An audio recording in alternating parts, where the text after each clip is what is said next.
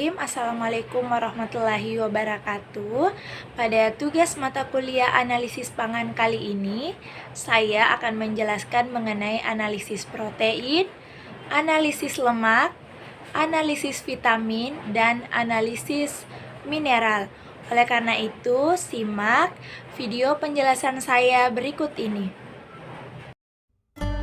Baik, pertama saya akan menjelaskan mengenai analisis protein. Protein adalah polimer asam amino. Protein sendiri merupakan konstituen penting dalam makanan, di mana protein merupakan sumber energi sekaligus mengandung asam-asam amino esensial seperti lisin, triptofan, metionin, leusin, isoleusin, dan valin. Esensial berarti penting bagi tubuh, namun tidak bisa disintesis dalam tubuh. Protein juga menjadi komponen utama dalam berbagai makanan alami yang menentukan tekstur keseluruhan, misalnya keempukan produk daging atau ikan. Protein terisolasi sering digunakan dalam makanan sebagai unsur kandungan karena sifat atau fungsi uniknya, seperti protein digunakan sebagai agen pembentuk gel, pengemulsi, pembentuk busa, dan pengental. Beberapa protein makanan merupakan enzim yang mampu meningkatkan laju reaksi biokimia tertentu, baik yang menguntungkan maupun yang merugikan. Di dalam analisis makanan, mengetahui kadar total, jenis struktur molekulnya, dan sifat fungsional dari protein sangat penting. Untuk penentuan kadar protein, kita menggunakan metode Kajedal, yakni makanan digesti dengan asam kuat sehingga melepaskan nitrogen yang dapat ditentukan kadarnya dengan teknik titrasi yang sesuai. Jumlah protein yang ada kemudian dihitung dari kadar nitrogen dalam sampel. Metode ini merupakan metode standar untuk penentuan kadar protein, karena metode Kajedal tidak menghitung kadar protein secara langsung. Diperlukan faktor konversi untuk menghitung kadar protein total dan kadar nitrogen. Faktor konversi 6,25 setara dengan 0,16 gram nitrogen per gram protein, digunakan untuk banyak jenis makanan. Namun angka ini hanya nilai rata-rata. Tiap protein mempunyai faktor konversi yang berbeda tergantung komposisi asam aminonya. Metode Kajedal terdiri dari 3 langkah, yaitu digesti, netralisasi, dan titrasi. Yang kedua, metode Dumas termodifikasi, di mana sampel dengan massa tertentu dipanaskan dalam panas pada suhu tinggi sekitar 900 derajat Celcius dengan adanya oksigen. Cara ini akan melepaskan CO2, H2O, dan N2. Gas CO2 dan H2O dipisahkan dengan melewatkan sisa gas melalui kolom dengan detektor konduktivitas termal pada ujungnya. Kolom ini akan membantu memisahkan nitrogen dari sisa CO2 dan H2O. Alat dikalibrasi dengan senyawa analisis yang murni dan telah diketahui jumlah nitrogennya, seperti EDTA 9,95%. Dengan demikian, sinyal dari detektor dapat dikonversi menjadi kadar nitrogen. Yang ketiga, metode spektroskopi UV visible. Metode ini berdasarkan kemampuan Pertrin menyerap atau membaurkan cahaya di daerah UV visible, atau secara kimiawi atau fisik memodifikasi protein untuk membuatnya menyerap atau membaurkan cahaya di daerah UV visible. Prinsip dasar di balik masing-masing uji ini serupa. Pertama-tama, semua serapan kurva kalibrasi atau turbiditas kadar protein disiapkan menggunakan satu seri larutan protein yang sudah diketahui kadarnya. Serapan atau turbiditas larutan yang dianalisis kemudian diukur pada panjang gelombang yang sama, dan kadar protein ditentukan dari kurva kalibrasi.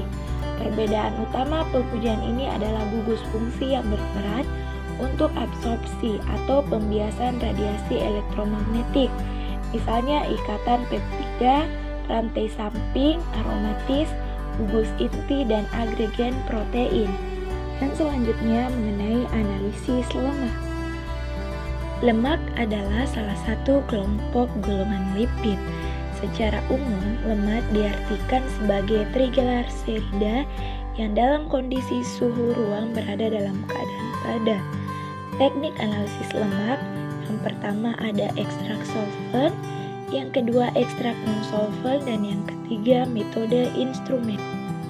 Fakta bahwa lemak larut dalam air tetapi tidak larut dalam air membuat pemisahan lemak dari komponen makanan lain yang larut air seperti protein, karbohidrat, dan mineral menjadi mudah.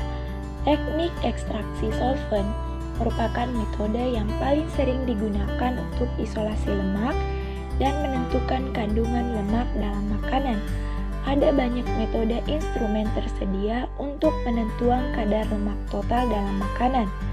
Berdasarkan prinsip fisikokimianya, metode ini dikategorikan berdasarkan prinsip penentuan sifat fisik, pengukuran kemampuan absorpsi radiasi gelombang elektromagnetik, pengukuran kemampuan memantulkan radiasi gelombang elektromagnetik. Masing-masing metode mempunyai keuntungan dan kerugian, serta kelompok sampel makanan yang memungkinkan untuk diuji. Selanjutnya, yakni analisis vitamin. Metode analisis vitamin. Beberapa metode pengukur vitamin secara langsung dan memberikan pengukuran kuantitatif ini direkomendasikan untuk digunakan, terutama untuk vitamin yang berguna secara klinis. Namun ini mahal dan tidak semua laboratorium dapat memberikan tes tersebut. Metode ini meliputi HPCL, metode referensi, immunoasa, ELISA, RIA, dan VIA, kolorimetri dan spektrofotometri tes, fluorometri assay dan semiluminescence assay, dan epirometri assay. Karena vitamin berfungsi sebagai kofaktor dan substrat dalam berbagai reaksi tubuh, beberapa metode memanfaatkan properti ini dan secara tidak langsung mengukur vitamin dengan mengukur aktivitas enzim di bawah pengaruh. Metode ini relatif lebih mudah dan bisa menjadi semi kuantitatif atau kualitatif. Namun beberapa metode ini digunakan saat ini untuk penelitian saja, dan ini termasuk tes metabolit pemuatan, enzim aktivitas eritrol assay, tes kerapuhan eritrosit, waktu pretrombin, metode mikrobiologi, dan biosin, yakni in vivo dan in vitro. Dan yang terakhir mengenai analisis mineral, di mana mineral merupakan elemen anorganik, jumlahnya dalam tubuh kurang lebih 4%, serta sebagai penyusun kerangka tubuh, mempertahankan, mengatur sifat fisik dari sistem koloid, misalnya viskositas, difusi, tekanan, osmos, sebagai komponen enzim atau aktivator enzim.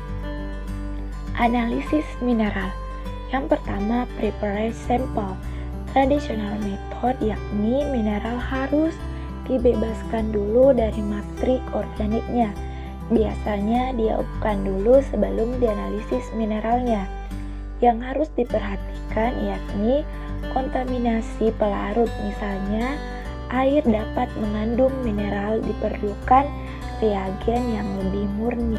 Metode analisis mineral yang pertama, titrasi EDTA komposometrik. Prinsip ini yakni asam karboksik yang amina tersier untuk membentuk kompleks yang stabil dengan ion metal. EDTA dapat membentuk 6 macam cincin 5 atom karbon dan membentuk kompleks dengan semua metal kecuali alkali metal golongan 1. Kompleks EDTA sangat stabil sehingga dapat digunakan untuk analisis secara volumetrik. pH sangat berpengaruh. Penurunan pH menyebabkan sisi pankreas pengikat pada EDTA menjadi terprotonasi. Ion plus menurunkan kemampuan binding. Titik akhir deteksi dengan menggunakan pankreat mineral yang mempunyai afinitas lebih kecil daripada ion mineral dan menghasilkan warna yang berbeda dalam bentuk bebas dan kompleks. Metode ini cocok untuk mengukur kesadaran air dan mineral dalam buah dan sayuran. Baik teman-teman, itulah tadi penjelasan saya. Lebih dan kurangnya mohon dimaafkan. Sekian dan terima kasih. Wassalamualaikum warahmatullahi